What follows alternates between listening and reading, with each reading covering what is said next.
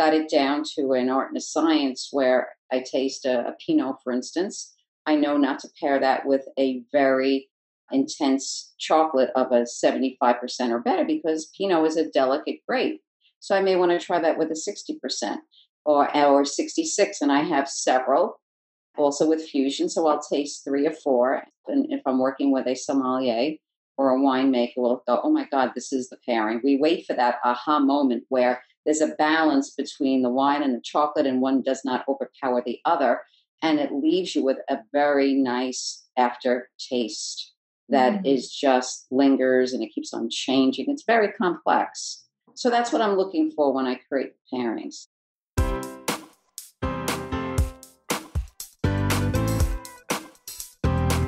Do you have a thirst to learn about wine? Do you love stories about wonderfully obsessive people, hauntingly beautiful places, and amusingly awkward social situations? Well, that's the blend here on the Unreserved Wine Talk podcast.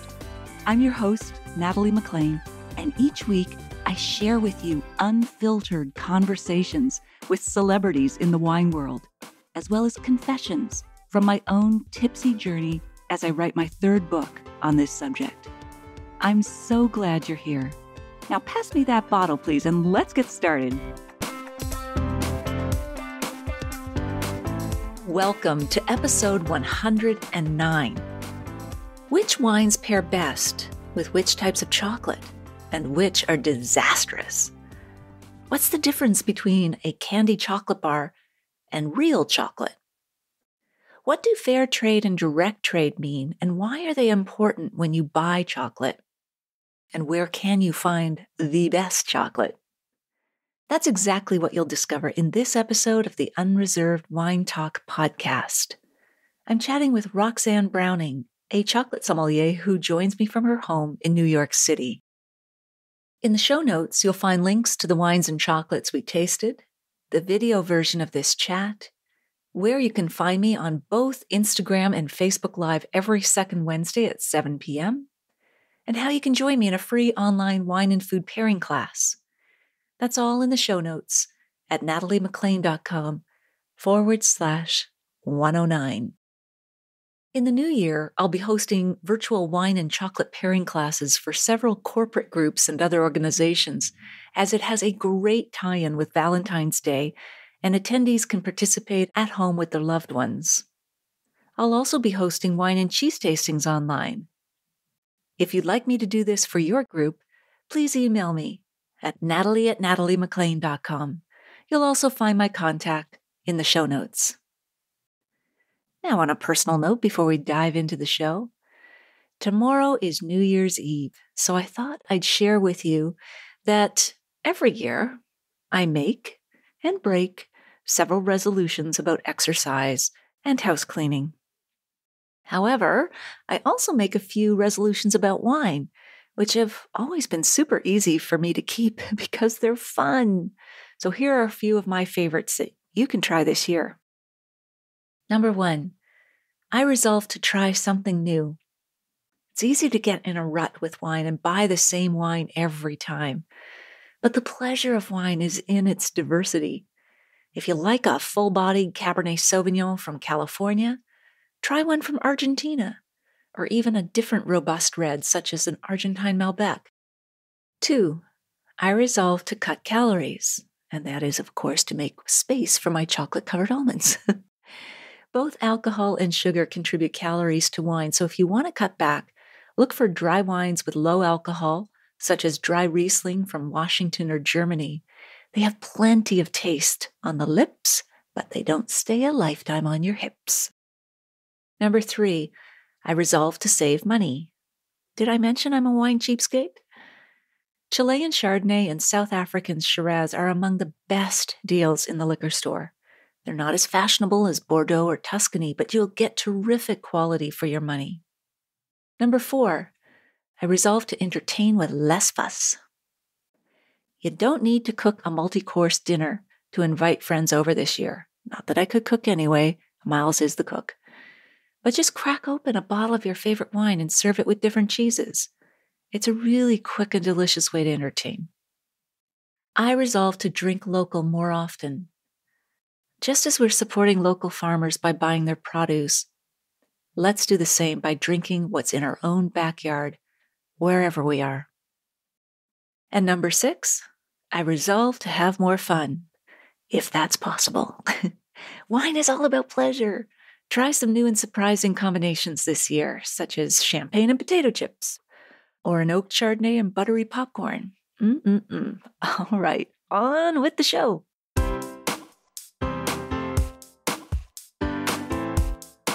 When I put the question out there on Twitter and Facebook as to whom I should talk to about wine and chocolate pairing, I was told by several people that I just had to talk to Roxanne Browning. Roxanne Browning is known as New York's chocolate sommelier. She hosts tastings of exotic artisanal chocolates from around the world, often pairing them with wine. This is a woman who knows how to live well. Welcome, Roxanne. Thank you for having me. So before we dive into the wine and chocolate pairings, let's talk a little bit about how you got started with your lifelong passion for chocolate. I was reading a little bit on your excellent website that it started with a search for the ultimate bar, and that led you down to the Ecuadorian rainforest. So tell me a little bit about that. Well, it's very similar to as if a winemaker would want to go to Italy or France to experience old world winemaking. Cacao's origins are in the Amazon, so I had to go. And I worked with the natives in the Ecuadorian Amazon in the lower Napo region and lived with them in a very modest hut in a tiny little community and harvested cacao and saw how it went from the bean to the bar. Wow. There's similarities with grapes and wines, grape to glass and helping out with the harvest as a means of really understanding what goes into the process. The similarities are uncanny. So tell me a little bit more about cacao for those who aren't deeply into chocolate yet. They will be after this.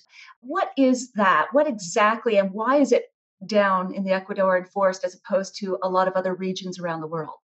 Well, actually, I have a pod here if you'd like to see it. Yes, I would, please. Okay. This is a cacao pod. Good. And it is the color of the Nacional bean of Ecuador, where I was. And the Nacional bean is only indigenous to Ecuador. Just like varietals of grapes grow best in certain terroirs, so does cacao. And there are many, many varietals, and they come in all different colors and all different sizes. So this is a pod, and in here are beans. First, they start out as seeds, and then they are turned into beans by the fermentation process. That's great. Excellent props. I don't know a lot about chocolate, but I want to learn. Is that the only region that makes benchmark chocolate, or is it all around the equator that you'll find regions of chocolate growing? Okay, that's a good question. And how I could best explain that is wine is in the 30-50 zone on the planet. Latitude, longitude. Yeah. Okay. Cacao can only be grown in the 20-20 zone, which is 20 degrees north and south of the equator, which is the entire tropical belt that goes around the world. And its origins are Latin America, the Amazon region, which takes in about 5 countries. And these are heirloom cacao. Certainly where it originates, it's going to be the best. Heirloom meaning that the plants are old? Well, it has history. It's been there for thousands and thousands of years. And that's where it began, and that's where it thrives the best. Trades have taken them to Africa, Indonesia, Madagascar. And in those regions, except for Madagascar, cacao is more of a bulk chocolate product to fulfill quick fantasy needs of candy bars. It's not real chocolate. Quick fantasy needs, though. That doesn't sound so bad. Real chocolate, real cacao is in the Latin American nations. Okay, so I understand that this chocolate is terroir driven, just like wine. But like when we first spoke and emailed back and forth about doing this chat, you said, well, there's a misconception that the chocolate bars that we buy, those are just candy. And what's the difference for you? Is it just the sugar content, or is it truly the origin of the beans? What divides candy bars, chocolate bars, from real artisanal chocolate? Well, all candy bars, their chocolate is bought on the commodities market. which is the bulk flavorless beans. And most of candy, the first ingredient is sugar. Further down the line, if you read the ingredients, you'll finally come across chocolate, bulk flavorless. And they have to add a lot of stuff in there to make it taste somewhat like chocolate that's edible. Where when you're dealing with real chocolate, the first ingredient is chocolate. And because it already has a great flavor, there's no need to put additives in there. So all you need is chocolate and sugar and cocoa butter, which is part of the bean itself. It's extracted a lot like olive oil would be extracted from olives. And I have a little piece here to show you. More props. All right. Yeah. Oh, good. This is cocoa butter. Oh, this is cocoa butter. Yeah, and it comes from the bean. It's extracted out and it's put back to make the bars to turn it into a solid, or else we would still have liquid chocolate. How many beans would it take to create that little pat of cocoa butter that you just had? Well, it takes 3 pods to create one chocolate bar. Okay. And there's about 30 to 50 seeds in each pod, depending on the size. Fascinating. Yeah. And again, the parallels with wine. You're talking about that real artisanal chocolate made from good beans, doesn't need to be doctored, as does wine from really good terroir-driven wine. Doesn't have to be over-manipulated with too much oak or too much, acidification or whatever. So I think we're going to find a happy marriage between these two. All right. So tell me a little bit more about the types of chocolate, because again, I was intrigued with some of the things that you're mentioning on your website, like single origin and fusion. Maybe tell me a little bit about these things. The types of chocolate. Well, I have some chocolate here if you'd like. This represents different regions of the world. For instance, I have Peru here, Ecuador, I have Venezuela, Grenada, Cuba. I have Madagascar. Are those really hard to get? Or if you know your local specialty chocolate retailer, you can really taste widely? Well, because I live in the New York area, there are certain places in New York City where you can get an array of fabulous chocolates from all over the world. So not everybody has that luxury. Even though you're in New York, people always ask me, where can I buy these chocolates? And it's not always that accessible to get to certain stores if you don't always get into the city. But the chocolate makers that I work with, they all have their own online presence. And I encourage people to go there if they want to buy direct as well. Oh, that's a good idea. That's really good. And what are fusion chocolates? Well, I call them fusions because if there's something in there other than chocolate, it's a fusion. And generally, I have one, for instance, that's infused with berries, strawberries, raspberries. It tastes great. Yeah. Oh, yeah. The marriage of the flavors really works, between the berries and the chocolate, the acidity of the berries and the sweetness of the chocolate.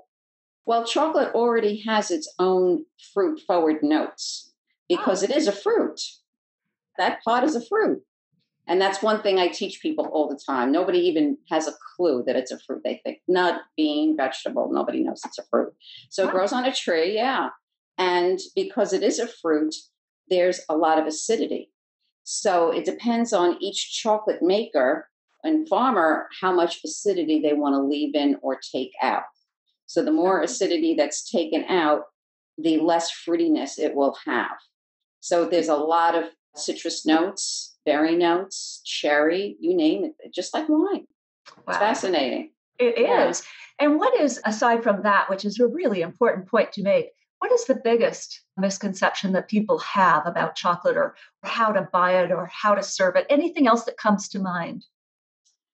Well, it's new territory because chocolate is still in the candy aisle.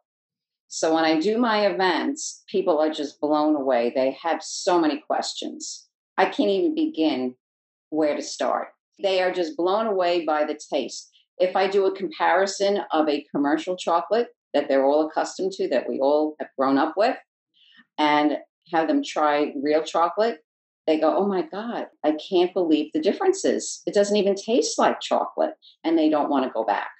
So the questions are endless. It's just great. And is there a particular tip, just right before we get into tasting this with wine, that you have on serving chocolate? Like, I know with cheese, it's good to bring it up to room temperature before you serve it. But is there something in particular that you advise with chocolate? Well, actually, I advise people to treat chocolate just like cheese. You bring it to room temperature. It shouldn't be too cold, or else you're going to lose the flavors. Too warm, obviously, it's going to melt. So, room temperature is perfect.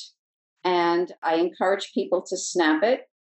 Snapping gives a very good indication of a quality chocolate. The tempering is important. What is Uh, tempering? Tempering is the final stage of chocolate making. It's when you get that very nice, shiny sheen to chocolate. If you look at it and you'll say, wow, this is a great tempering. Chocolatiers strive for that. And it's quite a difficult process to master. There's a cooling temperatures up and down until you get what you're looking for. And if you ever see a chocolate that has those like grayish blooms on the top, do you ever get a chocolate bar that looks like that? Yeah, I think so. An old one, you mean? Yeah, it could be like shelf life. It's too old or it wasn't tempered right.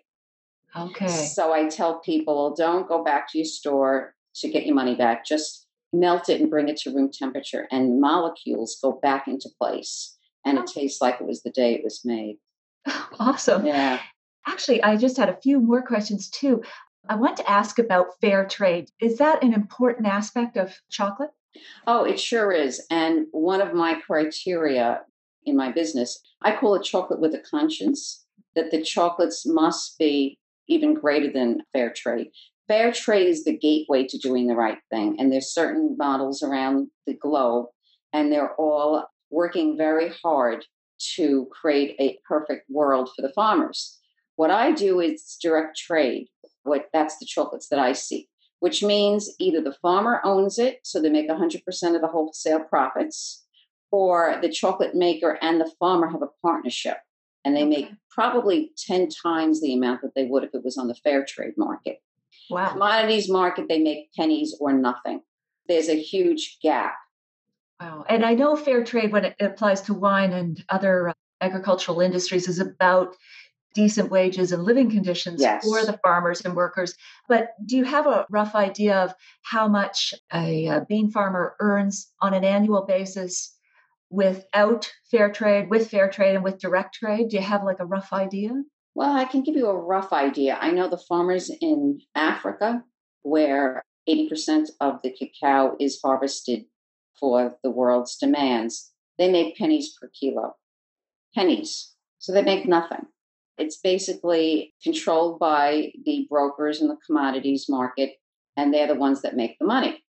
And unfortunately, also in Africa, a lot of the harvesting is done by child slavery, cheap labor, and cheap real estate and cheap chocolate keeps the cost down. Another reason you don't want to buy chocolate from that region. But most people don't know that. And then the fair trade market is generally 4 times that amount. It's really something that most people are familiar with. You get it in coffee, sugars, teas. That's to start to see the fair trade label on a lot of products, including chocolate. Right. Uh, And wine these days as well has it. yeah. Yeah. Now, on the direct trade, like I said, they make 100% of the wholesale profit. So they're making so much more. They do gauge their numbers by what the world's demand is on the commodities market. So chocolate makers are willing to spend a lot more for heirloom beans compared to what they get it on the commodities market.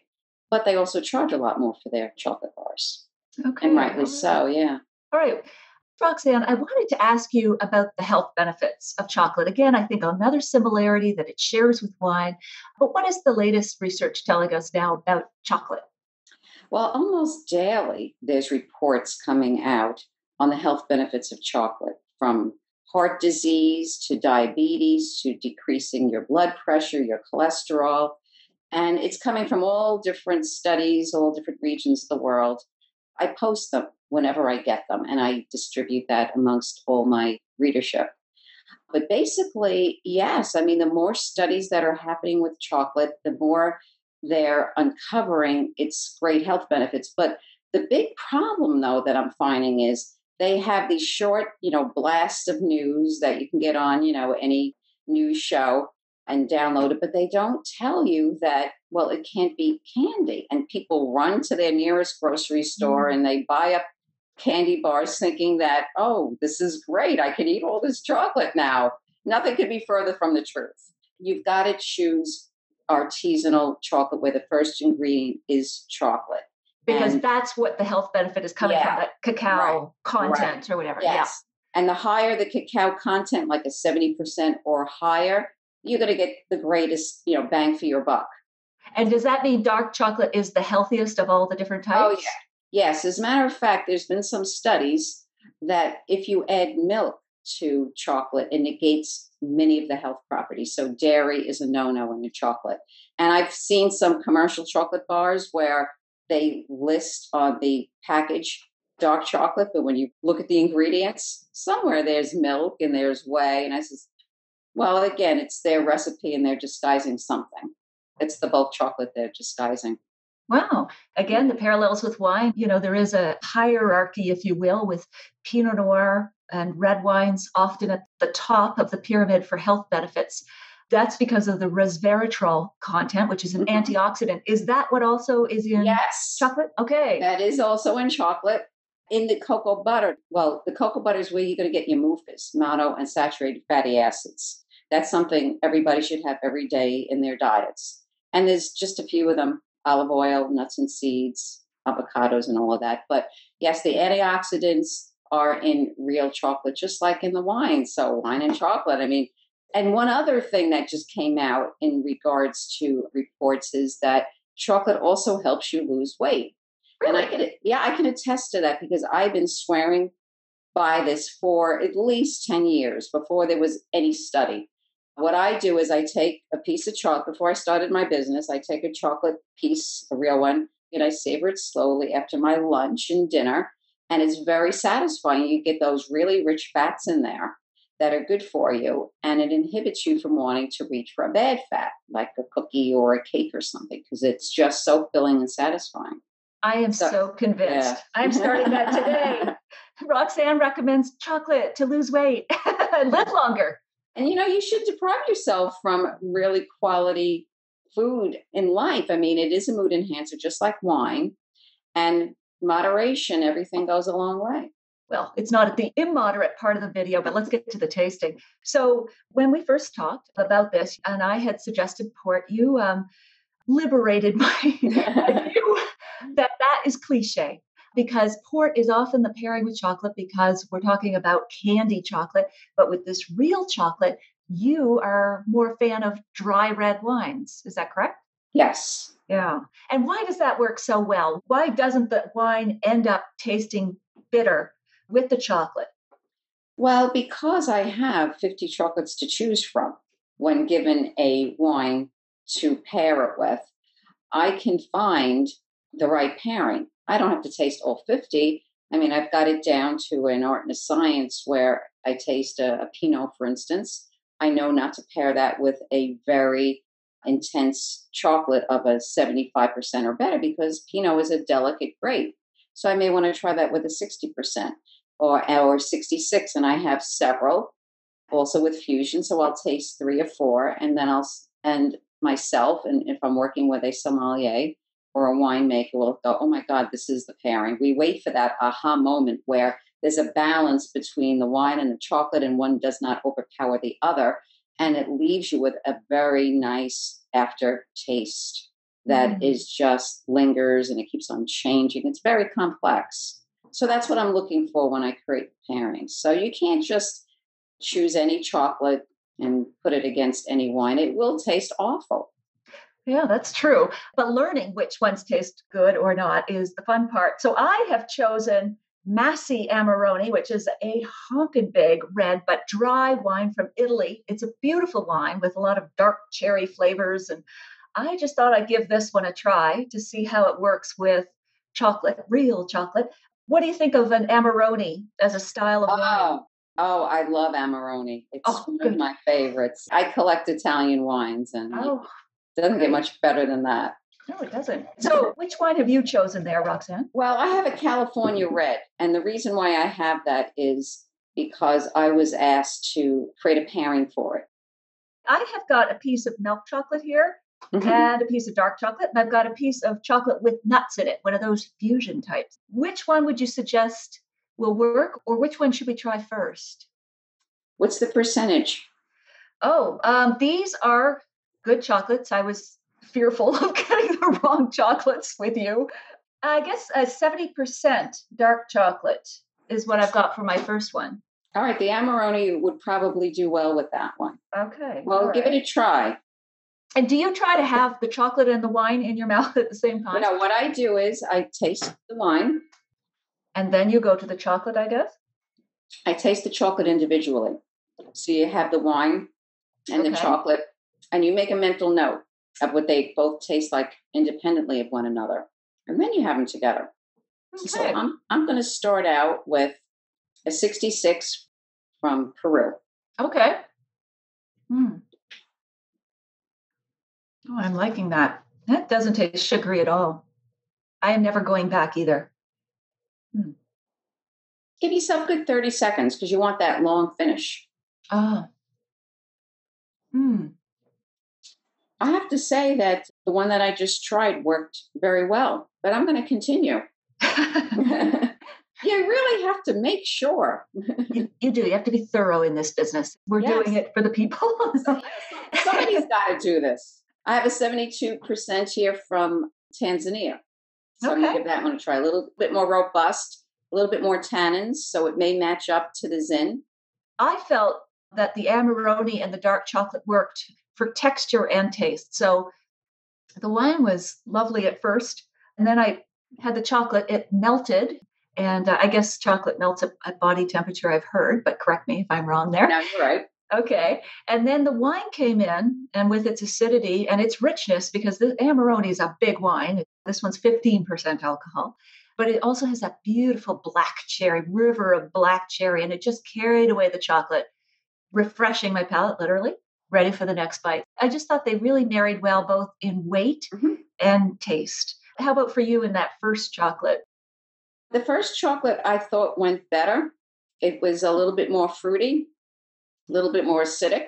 So it balanced out the Zin. I felt that the Tanzania bar was too tannic, and I got an off taste at the end, which is not pleasant. Off taste in the chocolate or the wine? Well, both, just not a good combination.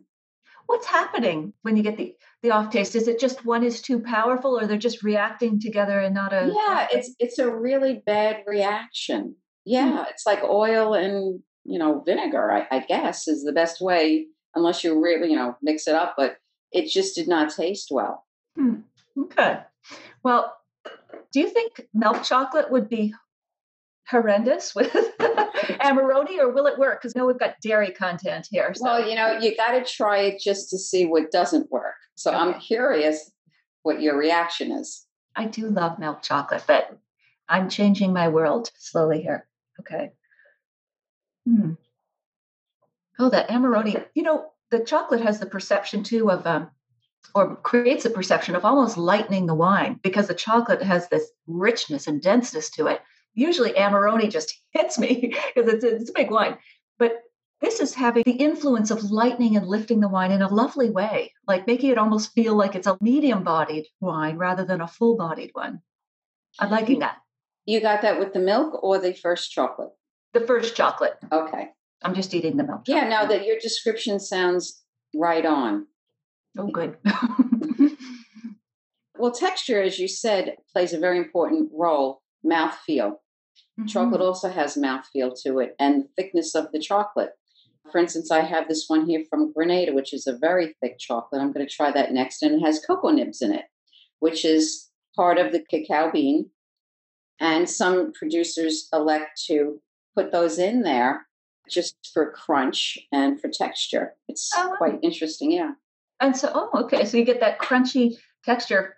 It's not quite the same, but, some vintners will include the stems or seeds to get an extra tannin component into their wine, but you don't get crunchy bits. That's interesting. I'm going to try the wine now after the milk chocolate. Well, have them together in your mouth. Okay. You mix the chocolate and the wine together in your mouth. It's just really difficult to talk. A lot of dead air. But what I am noticing about the milk chocolate is it's grainy. I think I'm picking up the sugar or something in it. I like the dark chocolate better, and it's just a smooth river like the wine itself. Yeah. Yeah, I find that the better the wine, the better quality chocolate you need. Okay. Like an Amarone, like I have Barolos and Super Tuscans, and I have to have a very fine chocolate with those, with a high cacao content, or else it's just not going to measure up. You need a bold chocolate with a bold wine. Yeah, the milk chocolate doesn't work. Yeah. It just feels wimpy and simple compared to the wine. It feels like there's a grown-up and a child or something. Yeah. Thank you. Oh, that's a great description. That's very good. Okay. I still like milk chocolate, but not with the wine. I have actually I pair white wines as well with chocolate. Oh. Yeah. And which ones work? Well, again, it's trial and error, but Chardonnay and Riesling is my general ones that I work with. And I have a white chocolate from the Philippines that really works well with a few of them, along with some spicy fusions. You know how white wine has a lot of spicy notes to it sometimes, or citrus notes? Right, yes. I have some chocolates that pair well with that have a banana or cayenne pepper in there, juniper, and very interesting combinations.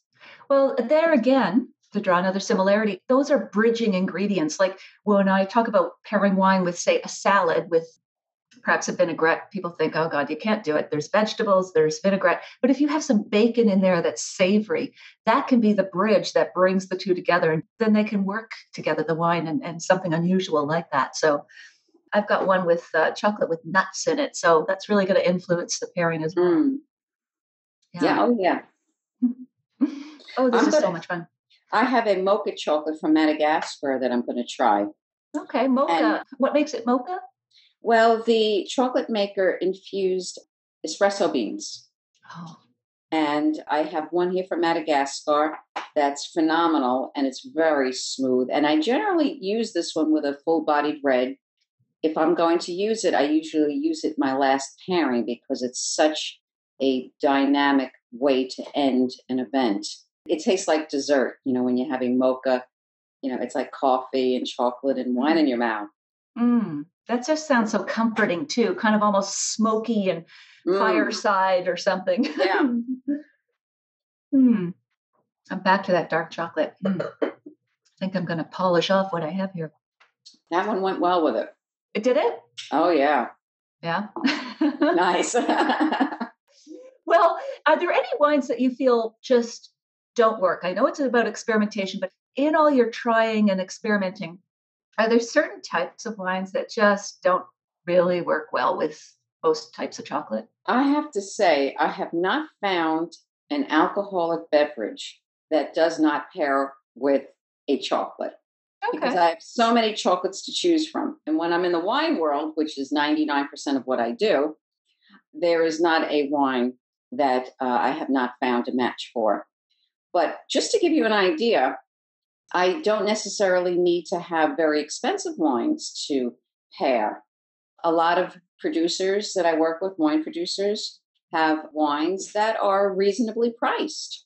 Okay. And the chocolate makes their wines drink up. So you can have a $20 bottle that can taste like a $50 with the chocolate. Wow. I'll keep drinking to that. Roxanne, this was a lot of fun. I mean, you have ruined me in terms of chocolate. I'm not going the candy aisle anymore.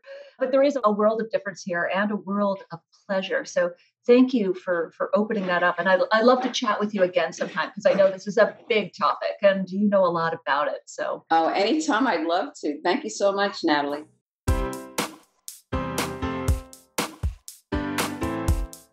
Well, there you have it. I hope you enjoyed my chat with Roxanne Browning. Here are my takeaways. Number 1, I love all the similarities Roxanne noted between wine and chocolate, from the importance of terroir and where they're grown, to not being overly manipulated when they're being made. Even the parallel between using sugar and dairy to mask poor cocoa beans is similar to using a lot of oak and high alcohol to cover up poor grapes. 2, I didn't realize that cocoa beans are fruit, not legumes or vegetables, because they grow on trees, and therefore they have varying degrees of acidity like wine. 3, Roxanne gives great advice for serving chocolate like cheese. Let it come up to room temperature to appreciate the aromas and flavors. 4, In the future, I'll be looking to buy direct trade chocolate when I can to support farmers more fully and directly. In the show notes, you'll find links to the wines and chocolates we tasted, the video version of this chat so you can see the cocoa beans and other visuals Roxanne refers to, where you can find me on both Instagram and Facebook Live every second Wednesday at 7 p.m., and how you can join me in a free online wine and food pairing class. That's all in the show notes at nataliemaclean.com/109 or 109. If you're interested in my hosting a wine and cheese or wine and chocolate tasting for your group, please email me at natalie@nataliemaclean.com, and you'll also find my contact in the show notes. You won't want to miss next week when I'm going solo to share with you some tipsy adjectives for oversampling. Not that I'm encouraging you to oversample, but I find the language around this topic fascinating. And yes, sometimes humorous. In the meantime, if you missed episode 56, go back and take a listen. I chat with the restaurant guys Mark Pascal and Francis Schott about champagne. That'll get you warmed up for your new year. I'll share a short clip with you now to whet your appetite. So you go into a restaurant, you sit down, there's a daunting wine list. It's a tome. What do you recommend? First of all, I look at what kind of joint am I in? Is this a classy place that has some staff who are going to be wine knowledgeable? Mm-hmm. Could be a sommelier, could be the wine dude. But if there's somebody there that I think really does know the list, I'm going to ask that person. The person who works in the restaurant always knows his or her wine list better than I do because chances are they've tasted the wines on the list. Let's hope they have. And then if there's really no one in sight or no one's coming forward in terms of who knows the list, I'm going to look for regions I may personally be familiar with, or what is this restaurant specializing in? If it's an Italian restaurant, I'm going to look at the Italian list because it's going to match the food, most likely, but also let's hope they have a special passion for the wines from that country. Mm-hmm. So I'll narrow it down further to that, and then, of course, I'll stay within my price range, and then I'll hope for the best.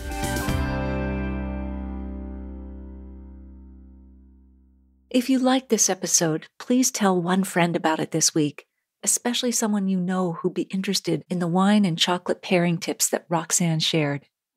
Thank you for taking the time to join me here. I wish you a happy new year and health, prosperity, and lots of terrific wines in 2021. I hope something great is in your glass this week, perhaps a full-bodied red wine that pairs beautifully with dark chocolate.